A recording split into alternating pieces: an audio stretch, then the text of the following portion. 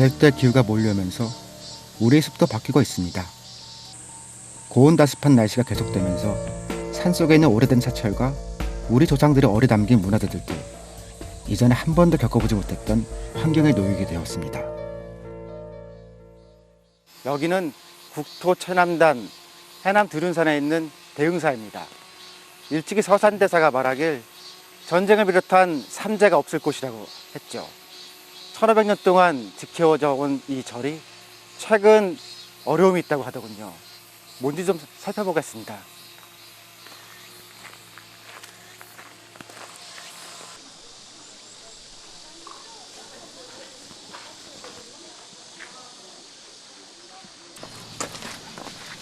천년 고찰인 해남 대흥사에 무단 침입자가 발생해서 탐지견까지 등장하게 되었는데요. 열심히 냄새를 맡던 탐지견이 멈춰선 곳은 바로 나무기둥 앞. 도대체 여기 뭐가 있는 걸까요? 커다란 나무 기둥마다 탐지견이 멈춰서는 걸 보니 여기 무슨 문제가 있긴 있나 봅니다.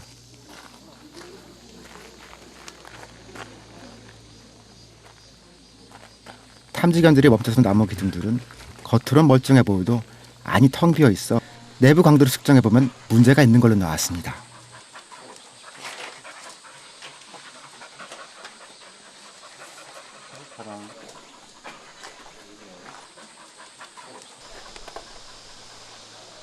지금 이거 붙이시는 게 이게 뭐예요? 저희들이 흰개미 탐지를 위해서 탐지견들이 탐지한 위치를 저희들이 각 기둥 위치별로 그 탐지된 흰개미가 있는 데를 지금 그 라벨로 지금 붙이고 있는 겁니다. 그 중에서 이제 21번째 기둥에 흰개미가 서식했다는 흔적을 찾은 데를 지금 라벨링 하고 있는 겁니다. 그럼 이런데 구멍 이렇게 난 것들이 이게 다 흰개미가 지나가는 거예요? 이런 부분들이 이제 흰개미들이 서식했던 부분에서 이제 먹고 나서 나무를 먹고 탈출한. 먹고 탈출한 거예요? 예, 탈출구가 되겠습니다. 맞네요, 이게 그럼. 예, 지금 이 부분이 요즘에 그 기후 변화를 통해서 상당히 많이 늘어나고 있고 그 위도에 따라서 지금 높이 여기가 제일 남쪽이잖아요. 그럼 또 위쪽으로 더 올라가나요? 예, 서울, 경기, 강원 지역도 서울, 경기요? 예, 흰개미 피해가 우리 동네까지. 예.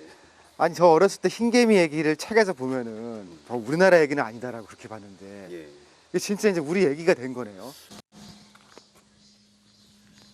흰개미들은 땅속이나 나무 속으로 파고들기 때문에 우리 눈에 잘 보이지 않습니다. 그래서 흰개미 페로몬을 알아내는 탐지견들이 필요한 건데요. 우리 눈에 보일 정도로 피해가 드러났을 때에는 이미 나무 속을 다 파먹어 건물이 위험을 지경에 이른 경우가 많습니다. 먹은 흔적이 지금 보이고 있고 이 둘레로. 근데 실제로 그 이게 두들겨 봤을 때 내부까지는 먹지 않았어요. 겉만 먹고 얘들이 빠져나간. 그러니까 먹은 지 얼마 안 된 거죠.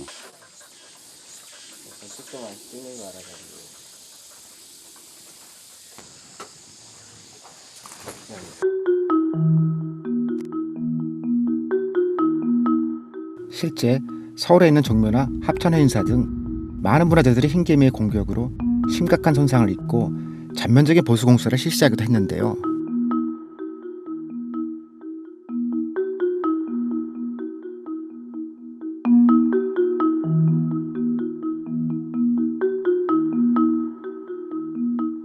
전라남도 순천에 있는 산암사에서도 흰개미 피해가 있다는 스님의 신고가 들어와 방역단이 출동하게 되었습니다.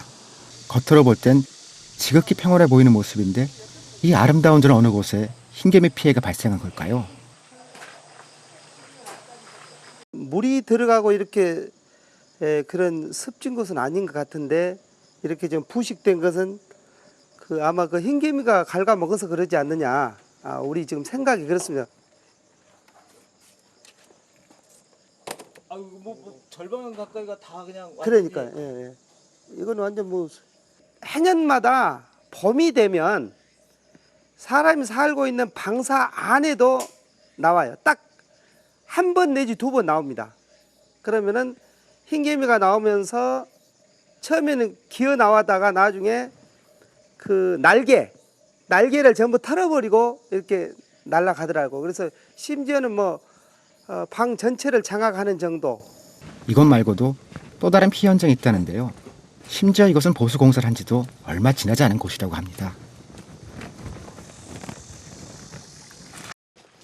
이 건물은 이렇게 이제 보수한 지 얼마 안 됐는데 이 그 나무 목재 부자재가 뭐 오래됐지 않았다고 하는 거 있잖아요. 뭐 10년 미만인 건데 또 이런 데서도 나왔어요. 이런데 뭐 이런 데 보면 이래.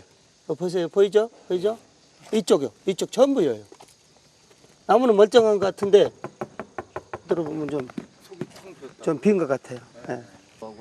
그런데 흰개미 피해가 있는 곳마다 몇 가지 공통점이 있었습니다. 기본적으로 고온다습한 환경에 노출된 나무가 많은 곳들이었고요.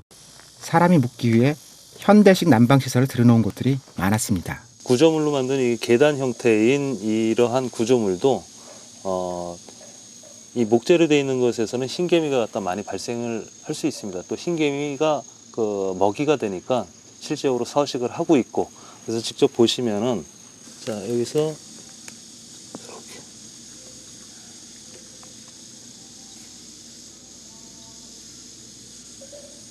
그전에는 저희가 밑에 구들장이 깔려 있고 불을 때 그래서 직화로 인해서 항상 건조해지고 또 연기에 의해서 방충 효과가 있었는데, 지금은 대부분이 보일러를 많이 깔고 그러다 보니까 밑이 항상 습하니까 모든 해충, 특히 흰개미가 많이 들어오게 된 겁니다.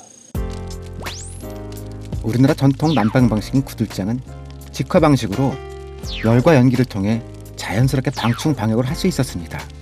그런데 물을 데워 온도를 조절하는 현대식 보일러를 도입하면서 습해지고 흰개미가 더 살기 좋은 환경이 된 겁니다. 그리고 절의 중심부, 불상이 있는 대웅전보다는 절의 주변부, 스님들이 묵으시는 숙소나 부속 건축물에 그 피해가 더 많았는데요. 그 이유는 주변 숲의 나무 그루터기들이 흰개미들이 서식지이기 때문입니다. 무심코 남겨둔 나무 그루터기들이 흰개미들의 개체수를 급증시켜 주위 목조 건물들에 피해가 발생하게 됩니다. 따라서 흰개미 피해를 줄이려면 주변 나무 그루터기들부터 제거하고 숲 전체에 방역을 실시해야 합니다.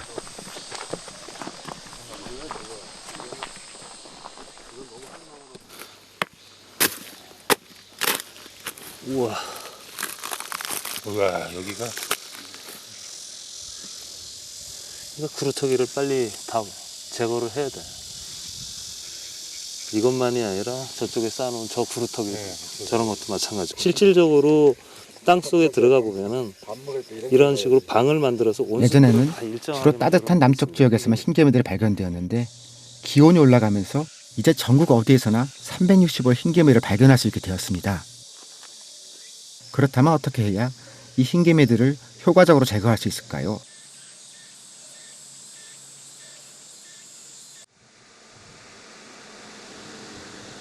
지난 10여 년간 흰개미에 대해 연구해온 정영재 박사는 기존의 살충제만으로 흰개미 문제를 근본적으로 해결할 수 없다는 생각에 환경까지 고려한 보다 새로운 방법을 찾아 나섭니다.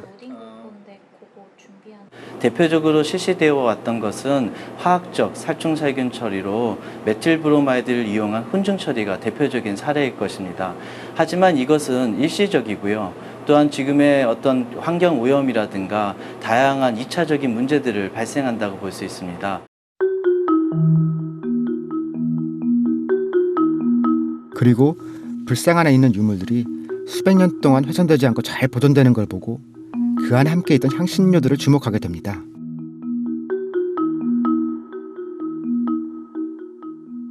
(2002년도) 개발 당시에 저희가 확인했던 약재들은 전통 우리 불상 내에 들어가는 복장 유물에 사용되어졌던 천연 약재를 저희가 한번 이런 성능들을 저희가 실험해 보았습니다. 그 중에 저희가 5향 중에 사용되어졌던 정향과 팔각향에서 향기 성분들을 추출해서 실험한 결과 충과 균에 살충 살균력이 있는 것을 저희가 확인하게 되었습니다. 불상 안에 있는 향신료 중 팔각향과 정향의 살충 효과를 확인한 연구진은 정향과 팔각향에서 향기만 추출해 액체로 만드는 작업을 했습니다. 음식에 그런 향을 만들거나 어떤 새우의 맛을 내거나 할 때 그런 어떤 맛과 향이 어떤 성분일까를 조사할 때 이런 추출하기 위한 장비 중에 하나이거든요. 향 자체는 액체가 아니고요. 기체일 거 아니에요? 기체 성분으로 좀 더 휘발성이 강한 성분인데요. 그것을 녹아있게 하기 위해서 여기다 용매를 넣고요. 그 안에 녹아있게 한 방식입니다. 그러니까 용매로 기체를 지금 잡아서 네. 향수네요, 진짜. 네, 맞습니다. 이제 꺼내서 보시면 이 안에서 굉장히 진한 향기를 맡으실 수 있습니다. 그리고 그 팔각형과 정향의 향기 성분만으로도 흰개미 침입을 막을 수 있다는 걸 확인했습니다. 팔각형과 정향이 있는 곳에는 흰개미들이 전혀 오지 않았고 세균들도 억제되는 모습을 보였습니다. 향기만으로 방충 방균 효과를 거두어 문화재를 보호할 수 있게 되자 문화재 보존과학의 선진국인 프랑스에서도 이 기술에 관심을 보였습니다. 그런데 사실 흰개미로부터 위협받는 건 문화재뿐만이 아닙니다. 7, 80년대 많이 지어진 슬라브 지붕집들을 보면 내부에 나무로 된 곳들이 많은데요. 이러한 나무들도 흰개미의 공격을 받을 수 있습니다.